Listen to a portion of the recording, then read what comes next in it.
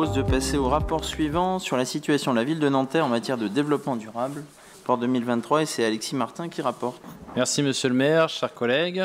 Donc comme chaque année, je vais vous présenter le rapport développement durable de l'année 2023.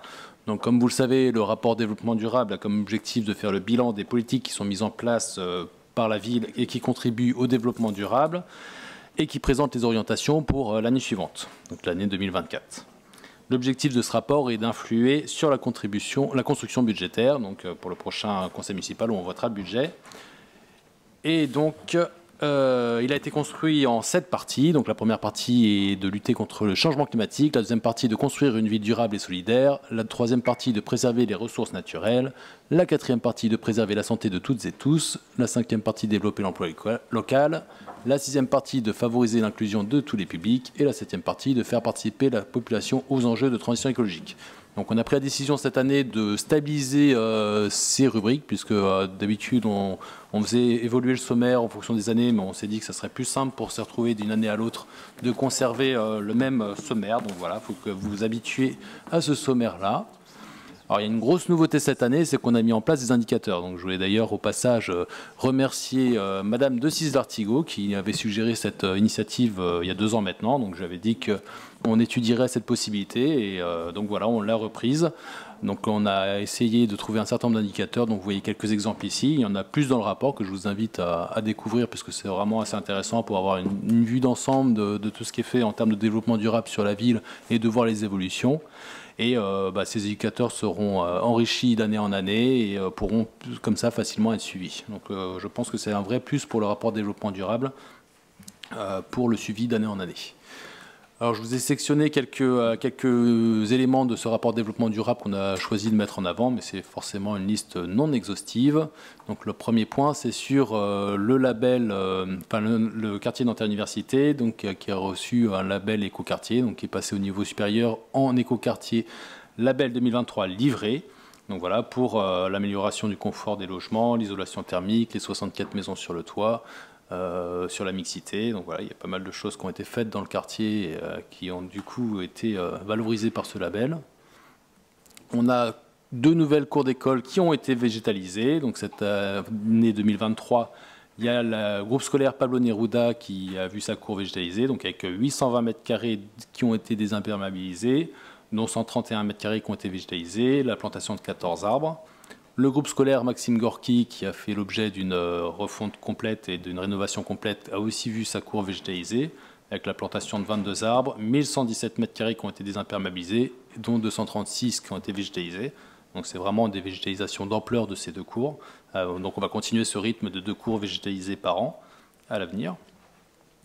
On a eu 4 nouveaux permis de végétaliser. Donc voilà, je vous ai mis en exemple des photos des travaux pour le permis de végétaliser au 32 rue du Mai 45, donc tout près d'ici. Donc là, on voit bien qu'on a décrouté une partie du trottoir pour pouvoir végétaliser les rues. Il y a eu 3 projets qui ont été lauréats de la bourse de la transition écologique. Donc je vous parle souvent de la bourse de la transition écologique, donc une bourse qui a un budget de 100 000 € par an. Donc l'année dernière, il y a eu 3 projets qui ont été lauréats. Il y a eu un projet de l'association Assol qui récupère des dons alimentaires d'un supermarché bio et qui, avec ça, organise des ateliers de préparation de repas au micro-ondes pour les sans domicile fixe, puisque les sans domicile fixe, malheureusement, n'ont souvent qu'un micro-ondes à disposition. Donc ça leur permet d'apprendre à préparer des repas équilibrés, sains, avec des dispositifs minimaux. Il y a eu l'association Papetenko qui a été lauréat donc, de 39 000 € pour créer un café-librairie au parc du Chemin de Lille avec la collecte et la valorisation de, à terme, 50 tonnes de papier et de livres. Donc là, le projet est en cours de montage. Et l'association Carton Plein qui a été lauréate aussi pour mettre en place une consigne de verre à Nanterre avec notamment la brasserie Néméto avec comme objectif donc, de récupérer les bouteilles en verre et de les faire laver pour les réutiliser. Grosse avancée aussi de l'année 2023, ça a été la grande récolte, donc dans l'objectif de réduire les émissions de CO2 de la ville de Nanterre. On a sollicité les agents de la ville pour leur demander de faire remonter des propositions pour baisser les émissions de CO2 dans les différents services. Donc avec ça, On a réuni toutes ces propositions qui ont été étudiées et qui vont être déployées dans les prochaines années. Donc avec là quelques exemples pour l'année 2024, avec la rédaction d'une charte des éco-manifestations qui sera petit à petit appliquée à l'ensemble des événements de la ville, la création d'un jardin partagé au sein de la Maison de la Musique pour les agents de la ville, la mise en place d'un plan de formation axé sur la transition écologique, donc voilà, pour qu'un maximum d'agents soient formés aux enjeux de la transition écologique, et la sensibilisation des agents aux éco-gestes, mais il y a en tout plus de 170 mesures qui ont été proposées par les agents qui vont être petit à petit déployées dans les années futures. Il y a également eu des avancées sur le déploiement des mobilités douces et du vélo, avec 164 nouveaux arceaux vélos qui ont été posés en libre service, et une nouveauté pour l'année 2023, l'installation de 2 consignes sécurisées. Il y en a une au centre-ville dont vous voyez la photo, et une dans le quartier Berthelot, avec, donc, pour permettre aux habitants d'immeubles qui n'ont pas de locaux à vélo de pouvoir garer leur vélo de manière sécurisée à proximité de chez eux. Donc à l'avenir, il y aura 16 autres consignes comme ça qui vont être déployées d'ici la fin du mandat. Voilà, donc je tiens à vous remercier pour votre attention, et si vous avez des questions, des remarques, je suis prêt à y répondre. Merci à vous. Je passe la parole à Hélène Matouk. Merci Monsieur le maire, merci Monsieur Martin donc, pour cette présentation. J'aurai quelques remarques et plusieurs questions à vous poser sur ce sujet. Je commence page par page. En réalité, j'ai pas tellement d'interventions de préparer, donc j'ai le rapport sous les yeux et je vous pose mes questions en tournant les pages. Donc le Conseil citoyen de la transition écologique, c'était pour savoir s'il existait un bilan annuel donc, de ces activités. J'ai remarqué sur le site internet que les derniers comptes rendus dataient du mois de juin 2023. Donc c'était pour savoir si c'était à jour. Je vois également qu'on lance un budget participatif dédié spécifiquement aux jeunes.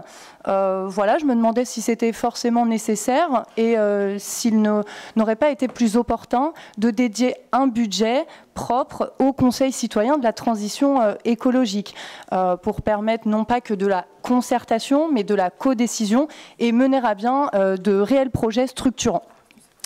Donc ça c'était sur l'édito. En ce qui concerne la sensibilisation des agents aux éco-gestes, d'une manière générale, ça aurait été aussi sympathique d'y intégrer les élus. Voilà, en termes de formation, 3-4 personnes en plus, ça n'engendrerait pas de dépenses supplémentaires. Donc ça aurait été sympa que des élus, mais également de la majorité par ailleurs, y soient associés. Concernant le plan des 5000 arbres.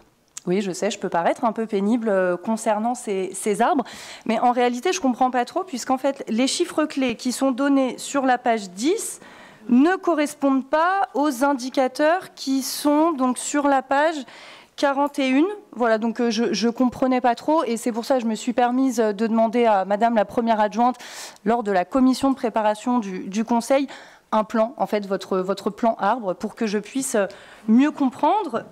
Donc, si j'ai bien compris, et j'espère ne pas me tromper, en 4 ans, la municipalité a planté 1675 arbres. Il est prévu d'en planter 1551 en 2024.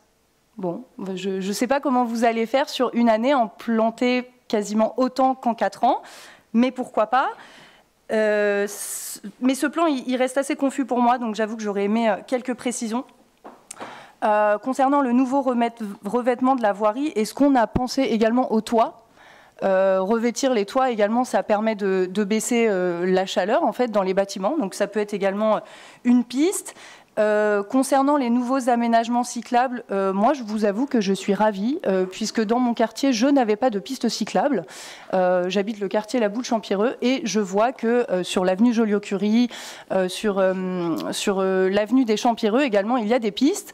Il y a eu de gros travaux qui ont été réalisés, donc voilà, c'est quelque chose de bien qu'il faut souligner, donc merci. Concernant la refonte de l'aide de la ville pour l'achat d'un vélo mécanique, alors je voulais savoir en quoi consiste cette refonte et s'il est également prévu une aide au vélo électrique. J'ai vu que 48 ménages avaient été aidés. Alors ma question c'est de quelle façon et pourquoi ce chiffre en réalité il est aussi bas. Voilà, 48, ça reste quand même insuffisant. Sans doute c'est une question de budget. Voilà. En matière d'éclairage public, l'objectif c'est de passer en LED sur toute notre commune d'ici à 2026. Encore une fois, est-ce qu'on pourrait avoir un plan pluriannuel jusqu'à 2026 ? On a parlé donc de la refonte du site internet qui serait plus sobre. C'était pour savoir quand est-ce qu'il était prévu et quelles économies d'énergie ce nouveau site permettrait-il. Concernant la dématérialisation des signatures de contrats des vacataires, je voulais savoir pourquoi ça ne concerne que les vacataires, pourquoi ça ne concerne pas tous les agents de la ville. Peut-être que c'est une question technique et que vous avez les détails pour moi. Concernant donc développer la mixité sociale sur le logement, on voit plus 4156 logements privés en 10 ans et en partie dans les quartiers prioritaires de la ville. J'aimerais savoir si cela concerne également le parc, donc le parc sud notamment, puisqu'il possède 100% de logements sociaux. Donc peut-être dans le cadre du projet NPNRU, il est prévu sans doute un espace, je ne sais pas, à la copropriété, à l'accession, à la propriété ou quelque chose en ce sens. Voilà. Ensuite, concernant l'agriculture urbaine, j'avoue être assez déçue parce que j'ai l'impression, et je vais le dire à la fin de ce rapport puisqu'il y a une page qui est dédiée, il n'y a pas grand-chose en réalité qui a été fait, donc sans doute vous avez mis l'accent sur autre chose. Maintenant, l'agriculture urbaine, c'est très intéressant, c'est quelque chose qui aussi, je pense, coûte peu, notamment comme tout ce qui est permis de végétaliser, etc. Donc, voilà, si on pouvait mettre l'accent là-dessus sur les 2 prochaines années de votre mandat, ça ne pourrait que bénéficier en réalité aux Nantériens. Ensuite, je vous rassure, j'ai bientôt fini. Concernant la réduction et le recyclage des déchets, alors je vous avoue qu'en ce qui concerne les logements sociaux, ça reste très flou. Ça reste très flou puisque en réalité, moi j'habite en logement social, donc le quartier La Boule-Champierreux. Les poubelles, ce sont toutes les mêmes. Elles débordent quasi toutes. Et en réalité, on a reçu, je crois, une fois, peut-être il y a 2 ans, un petit papier nous expliquant voilà, comment on fait le tri des déchets. Je vous avoue que moi-même, parfois, j'ai des doutes. Moi-même, parfois, je me pose des questions. Donc, je fais un effort. Je me dis, voilà, je regarde sur Internet, etc. Mais partant du principe que pas tout le monde n'agit de cette façon. Donc, je trouve ça vraiment dommage parce qu'en ce qui concerne les logements sociaux, on en a une certaine part importante dans notre ville. Et donc, je me dis, si on n'arrive pas à faire le tri des déchets dans nos logements sociaux, à l'échelle de notre ville, c'est une réelle problématique. Donc, il faudrait se poser dessus. Concernant l'installation de ruches, alors elles se sont réalisées au sein de l'université Paris-Nanterre. Ça fait un petit moment d'ailleurs déjà, puisqu'elles y étaient quand j'étais étudiante au sein de cette université. Et je ne comprends pas pourquoi on n'en a pas fait sur la ville, qui nous appartiendrait, sur les toits. Voilà, c'est une idée comme une autre, ça pourrait être très sympa, je pense. En ce qui concerne la favorisation d'une alimentation saine et durable dans la restauration municipale, alors j'ai vu qu'il y avait l'intervention d'une association, qu'il y avait de la sensibilisation auprès des enfants, mais en réalité cela concerne uniquement 3 écoles. Bon voilà, 3 écoles, ça me paraît bien insuffisant quand on regarde le nombre d'écoles qu'on a sur la ville. Alors 7, on ne pourra pas toutes les faire, je pense, mais 3, ça me paraît bien insuffisant. Donc voilà. Et puis enfin, je vais quasi terminer sur favoriser l'accès à l'emploi et à l'insertion professionnelle. Donc je vois que le budget est d'1,4 million. C'est bien trop peu. En fait, l'emploi et l'insertion dans une ville comme Nanterre, je considère que ça devrait être une priorité. Quand on voit qu'on a un nouveau quartier qui a été classé QPV, moi, je considère que c'est quand même un échec, parce que ça veut dire que finalement, ce quartier-là répond aux critères qui a été choisi par l'État. Donc, ça veut dire que la situation ne s'est pas améliorée. Et quoi de mieux pour l'émancipation de notre population que l'emploi, l'insertion professionnelle, la formation. Donc voilà, je trouve ça vraiment dommage, quand bien même ce classement en QPV s'accompagne de quelques avantages. En réalité, sur le long terme, c'est une problématique. On en a quand même 5 déjà sur la ville, donc ça fait 6 quartiers sur 11. C'est vraiment énorme.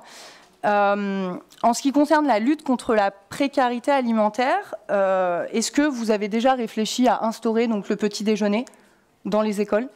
Il y a quand même beaucoup d'enfants voilà, qui arrivent le ventre vide en fait, à l'école et en réalité pour des raisons financières. Hein, donc voilà. Ok, je vois que tout le monde fait oui de la tête. Hein. Ok, c'est bon, je m'arrête, il n'y a pas de souci. Ensuite... Non mais, je me permets, en fait, c'est une fois par an. Non mais c'est une fois par an. Mais quand bien même, j'ai le droit de poser mes questions, non? Non, j'ai pas le droit. J'ai pas le droit, je peux continuer. C'est une fois par an. C'est une fois par an. Ce discours, vous l'aurez une fois par an. Pardon. Nous, on vous attend toute l'année à toutes les séances du conseil municipal. Ouais. Je peux bien prendre quand même 5 ou 7 minutes pour exprimer quand même mes questions. Mais... D'accord, bah, j'ai bientôt fini. Ok, j'ai bientôt fini. Ça en fait 10 par contre. Je vais vous laisser terminer, Madame Atouk. Okay. Juste une précision sur le fonctionnement.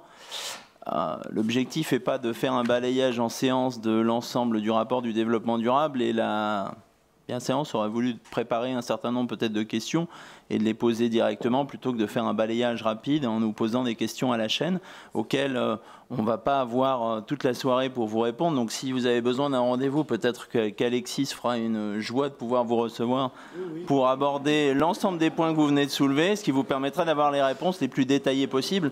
On essaiera d'en faire un certain nombre, mais je ne suis pas sûr qu'on puisse répondre à l'ensemble de vos questions, sinon on aura, à moins qu'on se quitte à 3 heures cette nuit, mais je pense que ce n'est pas l'objectif. Voilà.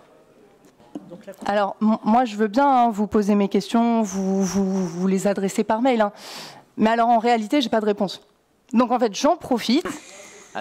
Mais me dites pas que c'est faux, enfin. Non. Vous n'avez pas les accès de ma boîte mail, quand même. Vous ne savez pas si on me répond.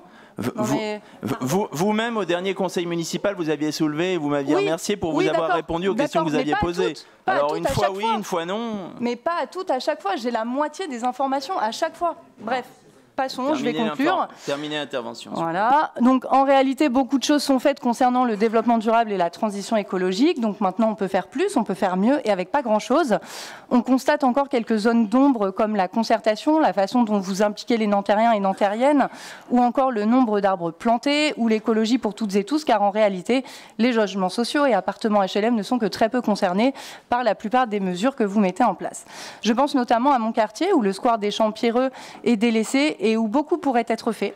Je pense au tri des déchets qui malheureusement n'est pas toujours compris par toutes et tous et donc peu respecté. Je pense à l'agriculture urbaine de proximité dans tous les quartiers. Je pense à la végétalisation des toits et notamment nos HLM. Je pense à la vraie démocratie locale avec des codécisions au-delà de la concertation. Je pense à un budget pour le Conseil citoyen de la transition écologique. Je pense à la sensibilisation à destination des élus, qui mieux que des élus pour échanger avec la population. Enfin, pour conclure, je pense que Nanterre mérite mieux et je pense qu'à Nanterre et que pour Nanterre, on peut faire plus.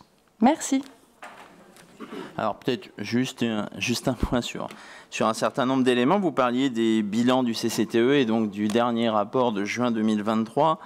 Je tenais juste à informer que dans le cadre des conseils citoyens, et d'ailleurs ce soir nous installons un nouveau conseil citoyen et nous allions désigner un représentant aussi de l'opposition pour pouvoir participer à ce conseil citoyen.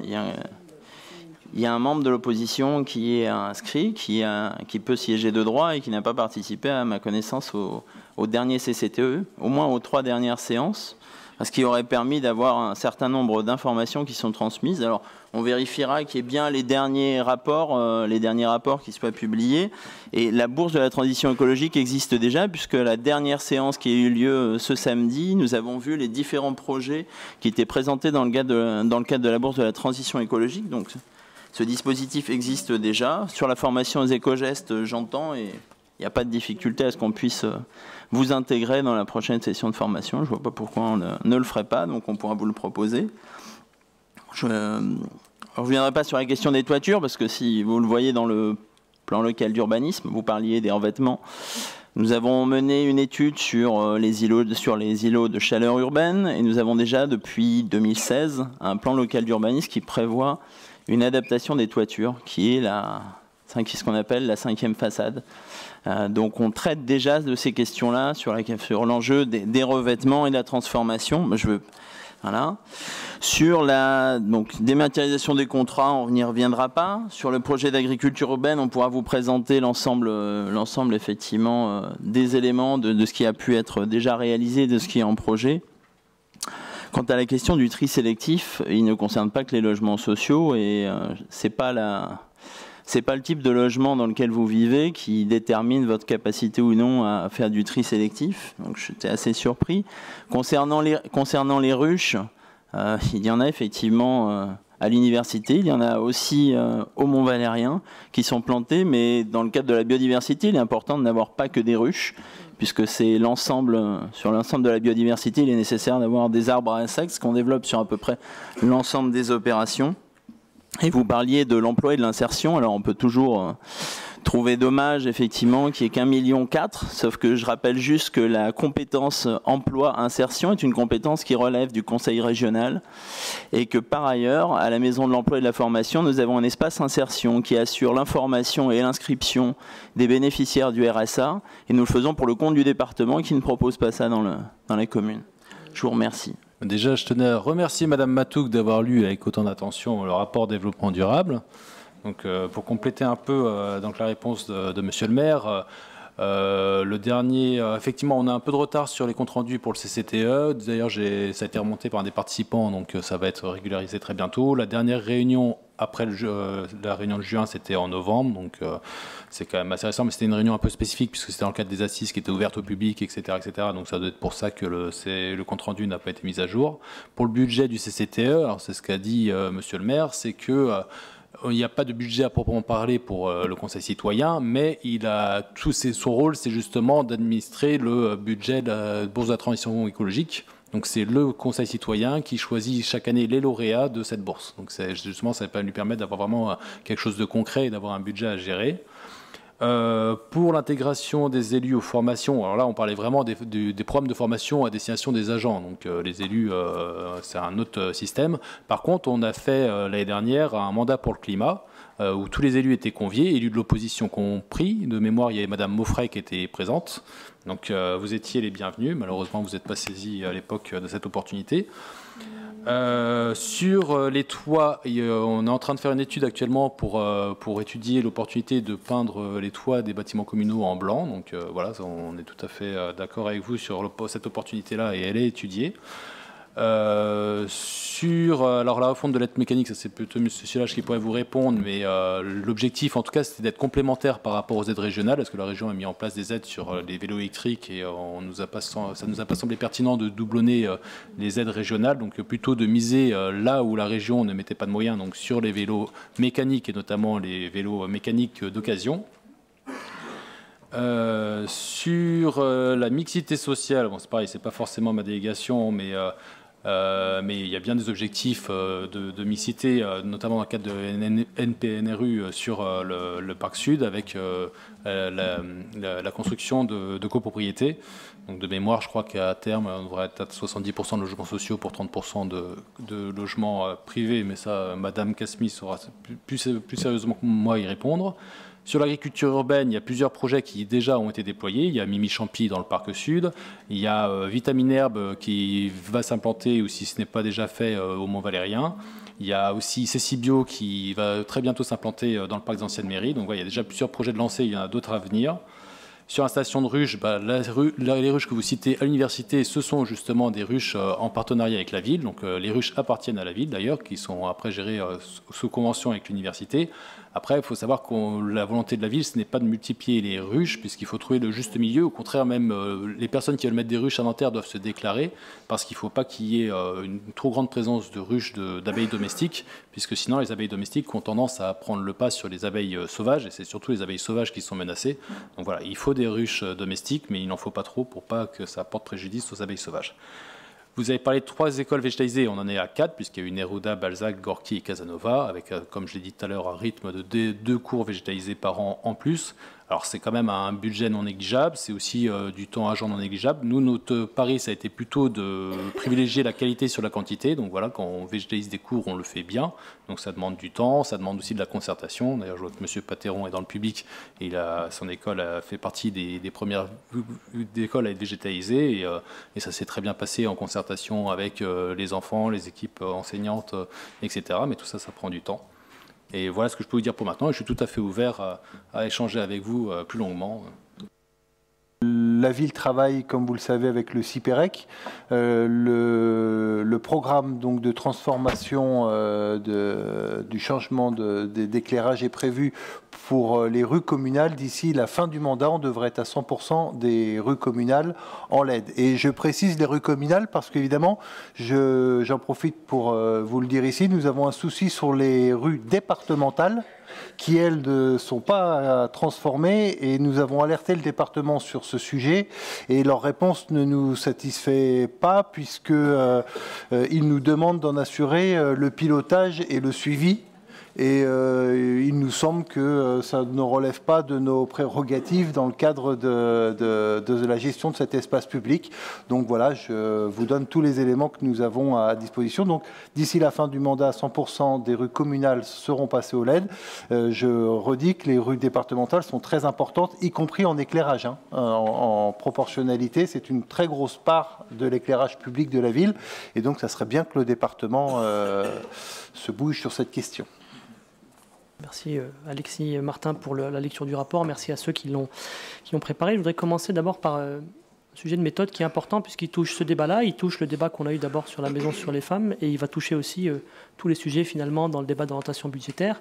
Je voudrais rappeler à Madame Boudjemaï, à Monsieur le maire honoraire et à Monsieur le maire que, donc effectivement vous avez raison, la loi fixe les compétences de chaque collectivité. Une région ne peut pas faire ce qu'elle veut, c'est fixé, un département.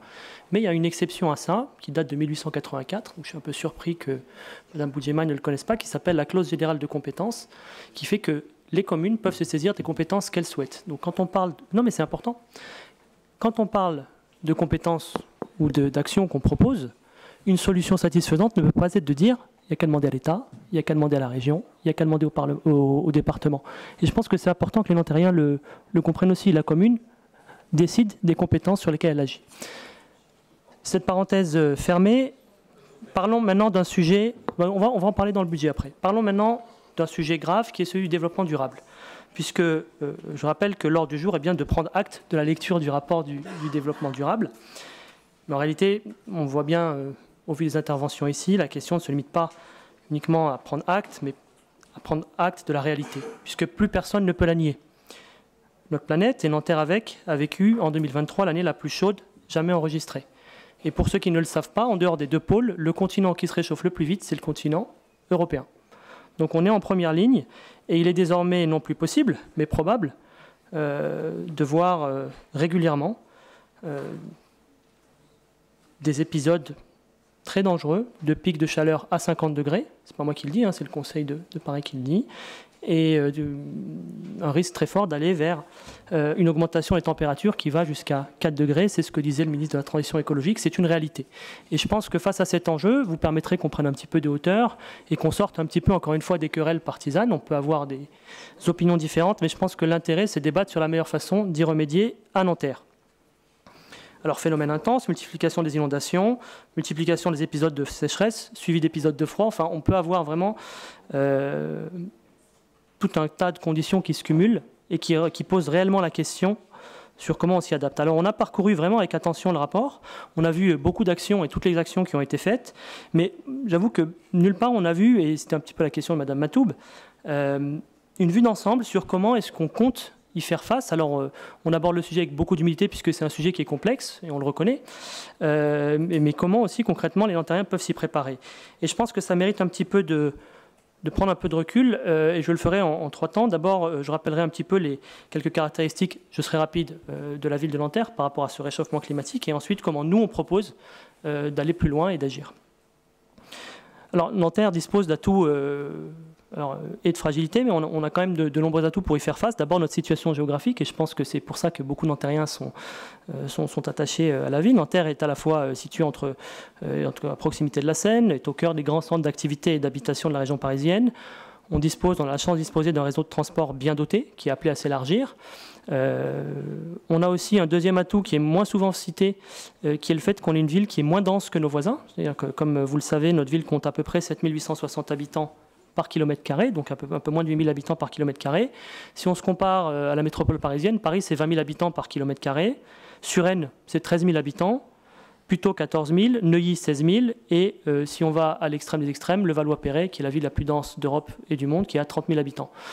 Nous, à 7850 habitants, on a de la place. Et c'est une bonne nouvelle et ça rejoindra nos sujets sur les espaces verts. Et en contrepartie, ce qui fait un petit peu notre fragilité, c'est le fait que Nanterre est une ville de transit et chaque jour, et vous le savez, on a environ 100 000 véhicules qui transitent par notre ville, ce qui accélère notamment un certain nombre d'émissions. Alors, pour nous, le plan de développement durable, et c'est mon deuxième point, doit aller plus loin dans 3 domaines, dans la lutte contre le changement climatique, je vais y revenir, dans l'adaptation des transports et dans l'adaptation des logements. Encore une fois, en prenant un peu de recul, les 2 principaux foyers d'émissions de gaz à effet de serre sont le logement et le transport. C'est là-dessus qu'on peut agir le plus sur les émissions de gaz à effet de serre et donc sur le réchauffement. C'est aussi par le logement et par l'urbanisme que se créent, vous l'avez dit, les îlots de chaleur, c'est-à-dire les concentrations de chaleur, et donc des espaces où il fait plus chaud qu'ailleurs parce que, notamment, il y a trop de tarmac ou il y a trop de béton. Alors, on propose précisément d'aller plus loin. Pour lutter contre le changement climatique, vous avez cité effectivement la végétalisation des toits d'école, ce qui est très bien. Pourquoi ne pas être plus ambitieux et proposer une approche systémique qui dirait, dans tous les quartiers de la ville, on propose à tous les Ontariens d'avoir une proximité de 5 à 10 minutes d'espace vert, d'espace de fraîcheur, mais pour tous les quartiers de la ville. C'est un plan ambitieux, mais qui répondrait concrètement, je le crois, à ce défi. Ensuite, et c'est peut-être le sujet le plus délicat, vous avez parlé du PLU, vous avez raison. Comment est-ce qu'on peut aller plus loin sur l'urbanisme? Quel urbanisme on propose pour faire face au changement climatique? Moi, je vous l'ai déjà dit dans ce conseil. Pour moi, ma conviction est simple. La meilleure façon de lutter contre le réchauffement climatique, c'est la lutte contre l'étalement urbain. C'est-à-dire l'artificialisation des sols. Et donc, il faut qu'on rapproche les lieux d'activité des lieux d'emploi. C'est-à-dire que les gens aillent à pied, puissent aller à pied de leur lieu d'habitation à leur lieu de travail, à leur lieu d'éducation, à leur lieu du service public. Et en faisant ça, on limite à la fois les émissions liées au logement, puisqu'on les limite, mais aussi celles liées au transport. En faisant ça aussi, et je crois que ce thème vous est cher, on favorise la mixité, parce qu'on crée de la proximité entre les lieux d'éducation, les lieux d'activité et le logement. Alors, Nanterre, on le dit depuis 3 ans, et vous le savez, Nanterre a plus d'emplois que d'habitants.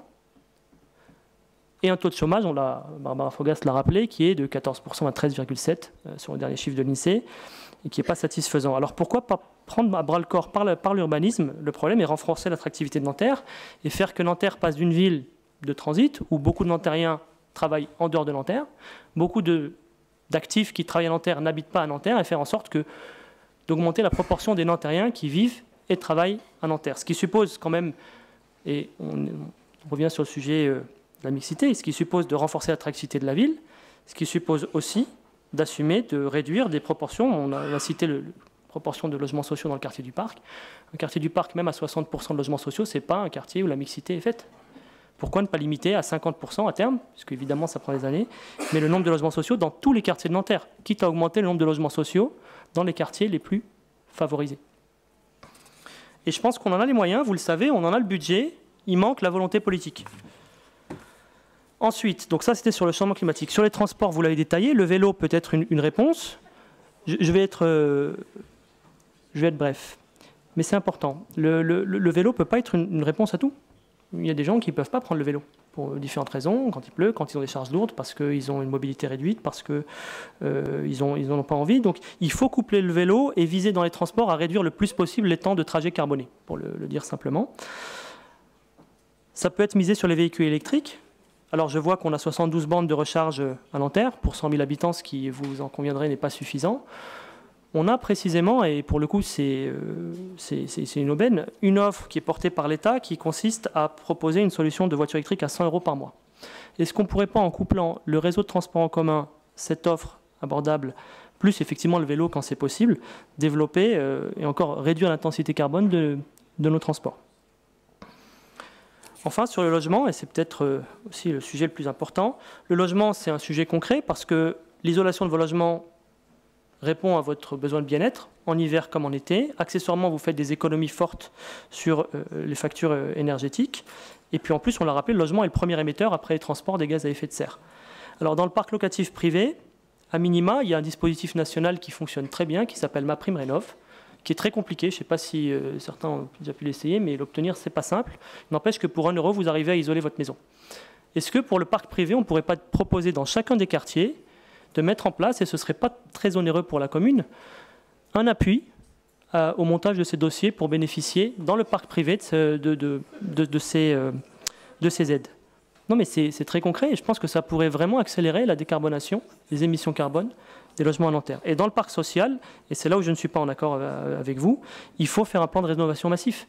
D'autres villes l'ont fait. Pourquoi ne pas débloquer sur le budget, on en parlera au prochain point, un plan de 20 à 30 millions d'euros d'appui en lien avec les offices, avec Nanterre Habitat et pourquoi pas l'office HLM départemental pour accélérer la rénovation thermique des logements sociaux.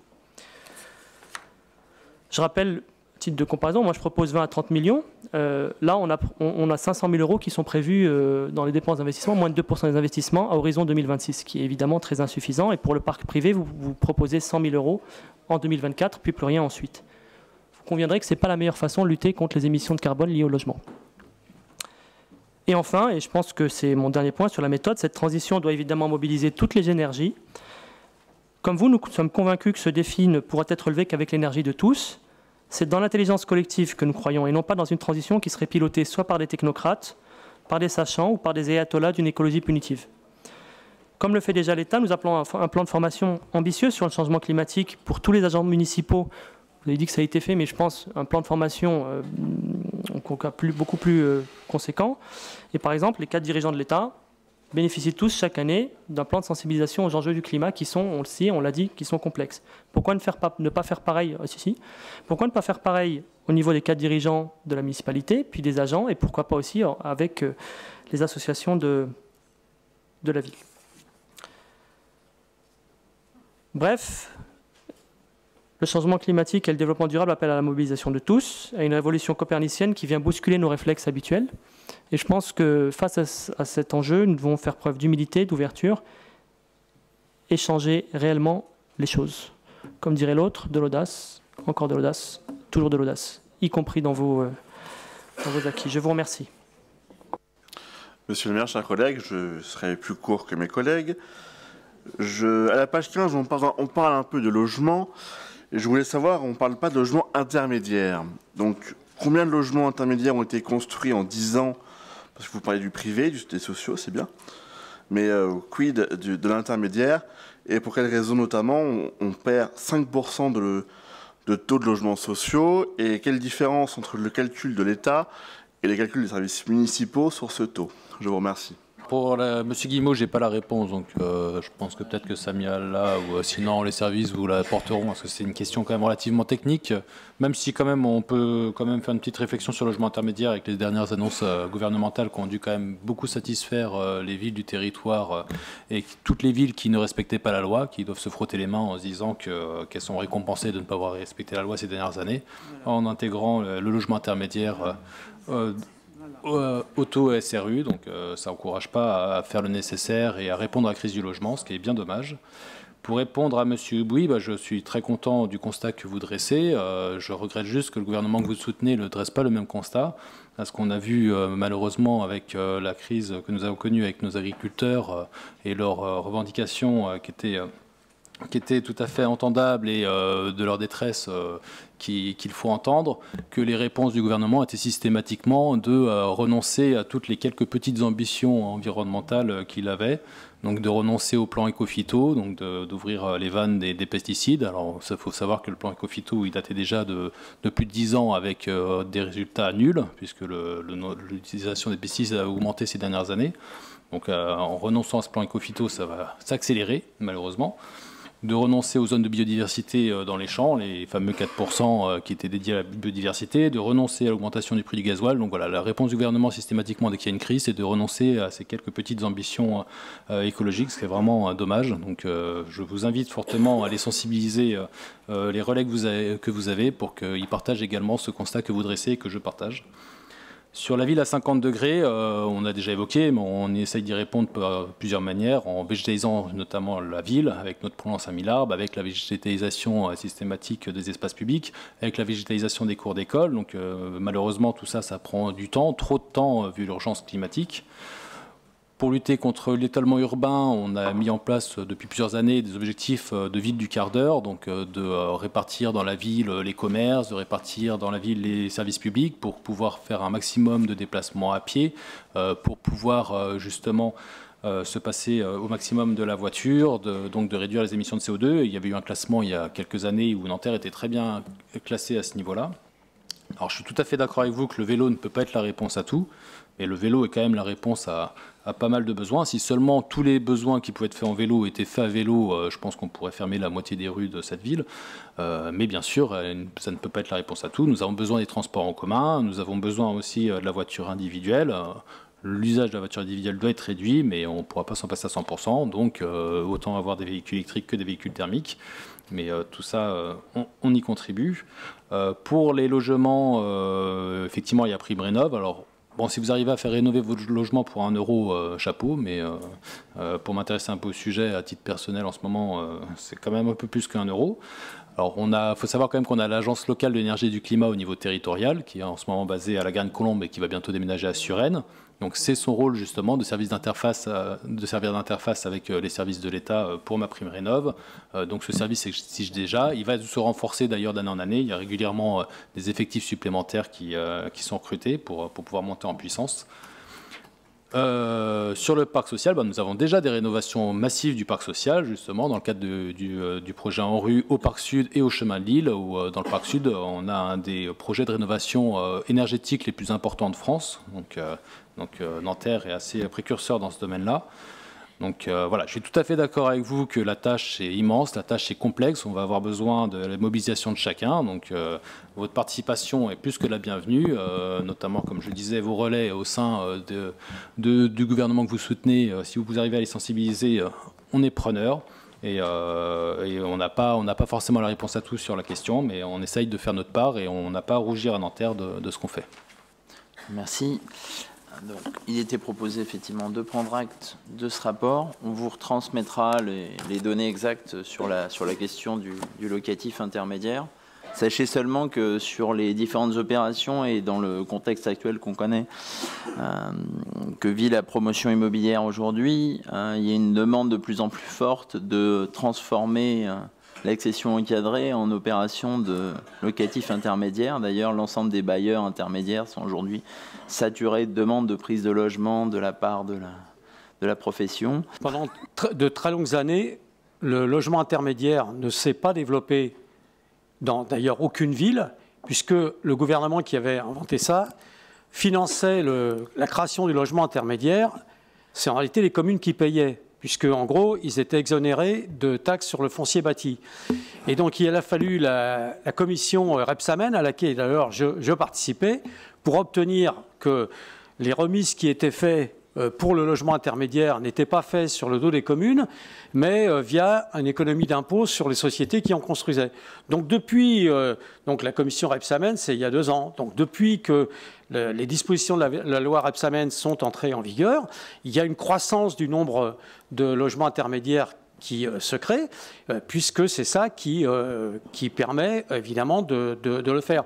Mais d'autres dispositions vont freiner les affaires. Hein. Quand par exemple on dit on va rénover les logements pour aider au rénovement des logements sociaux, donc c'est les communes qui vont ne plus percevoir de taxes sur le foncier bâti. Je vous rappelle que c'est le seul impôt qui permet pour l'instant de financer les communes. Et donc j'ai vu même qu'il y avait un certain nombre de gens qui voulaient au Parlement et au gouvernement permettre la rénovation des propriétés privées au plan énergétique, également avec une économie sur la taxe sur le foncier bâti. Ça, c'est très intéressant quand les gouvernements ils prennent des décisions, mais ils en mettent la charge à la disposition des communes. Et ça ne touche pas que Nanterre. Il faut que vous ouvriez les uns et vos autres vos oreilles. Mais la totalité des communes aujourd'hui en France disent que, évidemment, on ne peut pas continuer comme ça et que les moyens dont on va parler avec les propositions budgétaires font que non, les communes ne peuvent pas, comme le prétend M. Aubouy, tout faire parce qu'elles ont la compétence générale, elles peuvent tout faire, remplacer tout le monde, bientôt l'Europe, bientôt je ne sais pas qui, pour arriver à faire ça. Non, ça, c'est pas possible. Donc, c'est pour ça qu'il faut regarder les choses telles qu'elles sont. Et il y a des choses qui vont se développer à partir du moment où les conditions de financement permettent de le faire et que, évidemment, on ne met pas la charge sur toutes les communes. C'est effectivement un choix politique de faire peser les décisions qu'on prend sur d'autres collectivités. C'est facile pour l'État, effectivement, de faire des cadeaux sur le dos des collectivités. Et nous allons le voir immédiatement, ça fait une bonne transition avec le 3e rapport.